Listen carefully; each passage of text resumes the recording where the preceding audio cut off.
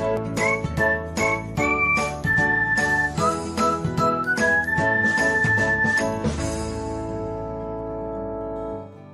everyone, welcome back to another episode of Technologyglance.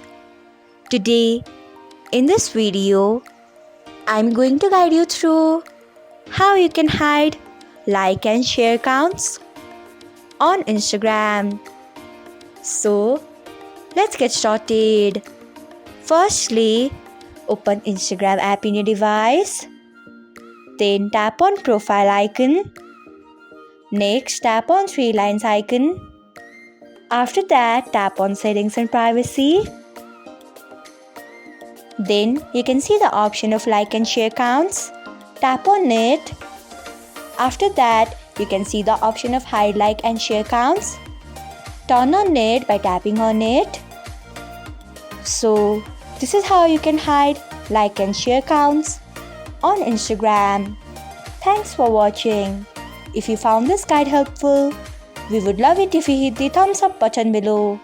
We upload great new tech tutorials like this one every day. So, do not forget to subscribe to our channel and hit the bell icon so that you'll never miss another update.